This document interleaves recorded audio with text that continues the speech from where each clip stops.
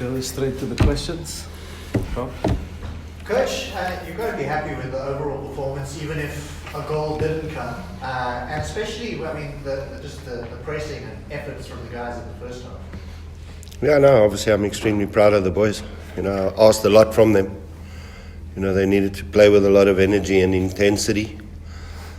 And that's not easy against a quality team like Mamelodi Sundowns, They're a team that is extremely comfortable on the ball with a lot of ability and a lot of confidence. So we needed to be extremely brave in terms of our pressing strategy, but I thought players applied it exceptionally well. Just the final product was lacking. Okay. Lily? Coach. Sorry, there you go. Lily. Yeah. How do you feel now that one was saying in the comments that you've stopped Sundowns from winning? How do you see this win? I mean, with the way that you are playing. No, like I said, I'm proud of the boys. It's not easy against Sundowns. The quality that they have, they made, 5 changes to their starting lineup. It didn't change the team. Didn't make it any weaker, And then the quality that they're bringing on, So I'm extremely proud of the boys, the fact that we managed to get a draw here, 0-0. The importance for me was saying to the players, keeping the clean sheet today was extremely important, but we needed to be brave enough to go out there to look to get the win. So the mentality was, right at the beginning of the game, we're going into this game 1-0 down. So we're 1-0 down, we need to go get the equaliser. That's got to be the focus. So, and the players applied it almost to perfection, because we didn't get the final product from it. Mark? Can I ask you, if you explain your thought process when Thabo gets the early yellow, then he gets the final warning. Now the Oaks running a high risk. What was your thought process?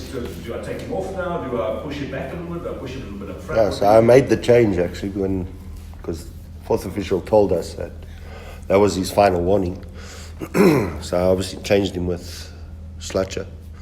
I moved Lolo into more of a 8-10 role, and then pushed Thabo playing more the defensive midfielder role, just to try and protect him there, look to get through till half time, and then make a decision on what I do in the second half in order to be able to continue applying that press. But then I opted in the second half, keep him in another 10 minutes.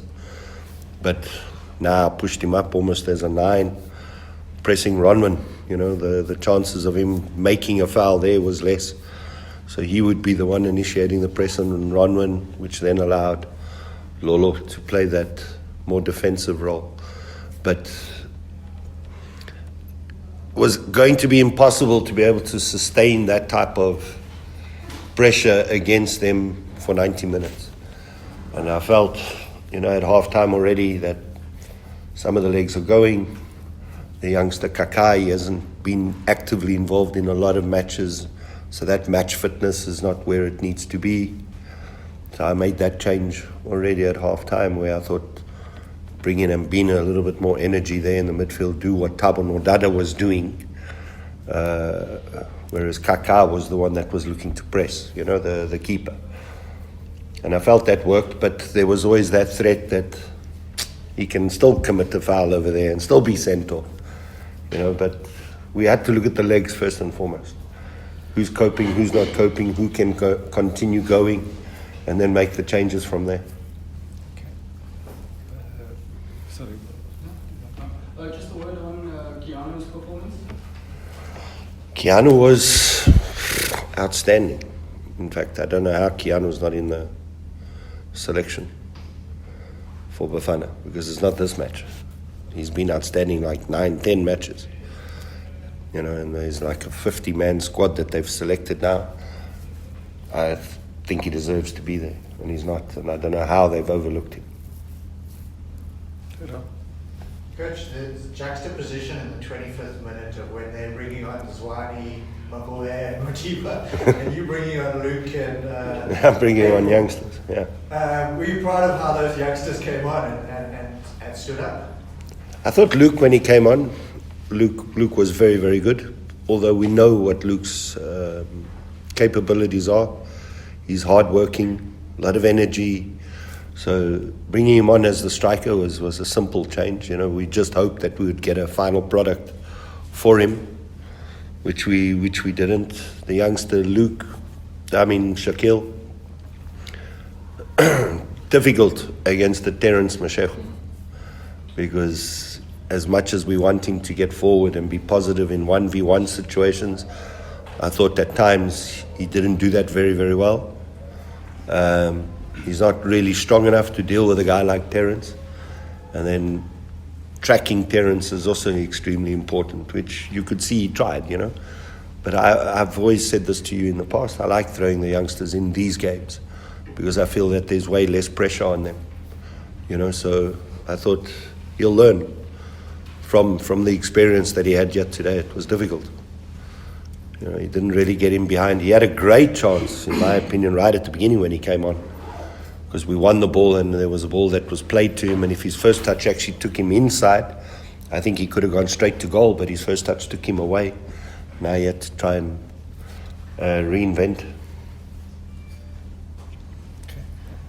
Coach, I just wanted that was actually one of my questions. Cupido, he's probably one of the most unlucky players to be on the next squad. He had a great season. Well, what in particular has changed for him throughout this campaign, from your perspective? A lot, because obviously last season you had Tami, you had Fasika, you had Tara, and they were our go-to men. And Keanu was that guy coming off the bench, getting a little bit of game time here and there, but we could see the talent, and I think to a degree he was living under the shadow of Tara. You know, and I think the minute Tara moved on, he came to realize that he had to come out of that shadow and be more of a leader now. And I think he's taken that leadership role really, really well, and he's shown a lot of maturity. Just coming to that question, I was going to ask that question, Coach, but with a lot of info. Did you watch the game between Sundowns and Amazulu? Because I saw glimpses of how you pressed and the immediate change, substitution after Zone came.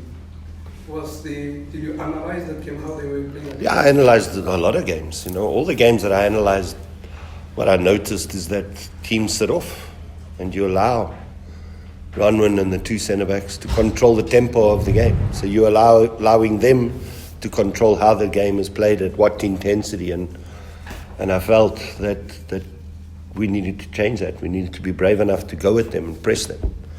You know, and like you mentioned, we showed examples of Amazulu.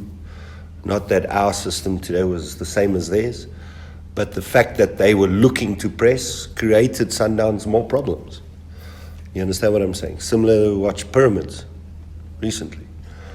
Pyramids, again, you know, sitting off and they're playing at home, concede, and then all of a sudden now they start applying a higher press.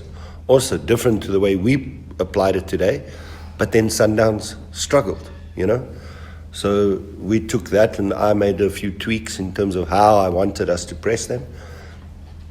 Risky, it was very, very risky. But at the same time, at the end of the day, that risk, without risk comes no reward, you know. So we took a bit of a gamble and it paid off. Coach, you spoke about wanting players to be brave in today's game. I want to talk about Lolo. He made a mistake that almost led to Sundowns scoring, but you kept him in that number 6 defensive, even after bringing Andina as an example. How much of in terms of him, Lolo, very inexperienced. I just want to ask, in terms of how much confidence do you have in him to still rebuild it? And he didn't go into hiding after making that mistake. Yeah, I think it's important, the message that we relay to the players. When you're playing with that bravery, you're going to make mistakes. And it's how you react to the mistake is key. But understand that you have the full backing of us as the technical team if you do make those mistakes. But what's important is there he makes the mistake, but the reaction is a positive reaction. That's what you want to see, you know, and that's what I saw from Lolo. We can't be judging Lolo for his 45 minutes of first half, that one moment. You know, I don't judge just that one moment. Yes, he made a mistake, you know, but he'll learn from that and he'll get better at it, be it him or be it even one of the other players. But there's that risk element that we take in terms of our build-up, you know, that you got to sometimes accept the risk. You make them aware of what the risk is and what solutions you should find to get yourself out of that pressing situation, which I thought he did rest of the game exceptionally well, because he's a clever player, technically very good on the ball. He has a burst of speed that he can get himself out of difficult situations quite easily, you know. So it's just keep giving him that confidence and belief to do what he's doing. But I think he has a bright future if he keeps doing what he's doing right now. Okay, last one for Mark. Can I ask two? Do you mind? Yeah. I'll think about it. There's no place to catch you. I'll ask you about the prep for this game. I mean, how did you try and replicate the intensity, or did you try and replicate the intensity of today in training? You obviously worked at this very hard over the last 10 days or so. Yeah, we worked on it. Not easy, and I had to give players days off after the pressing session, because it's not an easy session, you know, it's extremely difficult. And then to try and replicate it, also not very easy. But what I ended up doing was overloads, meaning I would have our front four looking to play against actually 6, plus the keeper 7. And they got to look to try and win the ball. So they totally outnumbered. But it kind of replicates that intensity that you have to keep going, stop worrying about what's happening in behind you. Worry about what's in front of you, and then we'll resolve the issues behind you, you know. So we took it from small phase to a next phase to a next phase. So work on the front four, then work on the midfielders in terms of that second line jumping, and then work on the defenders. So it was build it puzzle by puzzle. So you work on it that way. And your staff before the game was saying about the grass. The grass wasn't, I mean, I didn't really see an impact during the game because they didn't water it, but the grass was a little bit high. Do you anticipate that there's going to be a battle now between rugby and soccer with this new pitch where they're going to get the cut and you guys are not going to get the cut? And if so, how are you going to resolve it? Yeah, I think it's something we do need to resolve, because it doesn't really help us, the grass being that long, because it holds the ball up. And I think on a few occasions today, we end up losing possession because there isn't that ball speed that we normally have. As much as we requested for them to water the pitch, the heat that we had today absorbs that water very quickly, and the drainage here is second to none. It's unbelievable, the drainage at this field. What I think is important for stadium management, in my view, is allow for the grass to be cut for us to play. I understand yesterday they played, maybe there wasn't time or sufficient time to do the cut, but the ideal scenario would be that they cut it. Should they be worried about how that's going to affect the field? I don't think so, because I was here at the rugby yesterday. I saw it doesn't cut up like it did before. You know, I think the mix of the artificial and the grass has made it extremely wearable. We had the rugby sevens here, so many games. Watch that to see if the grass was being charred. Sorry? Did you come specifically to the rugby to see the grass getting charred up? Yes and no. Yes and no. Yes and no. Good game too. Yeah. Yes and no. I'm a bit of a Stormers fan now, you know. Okay, thank you. I've changed my allegiance.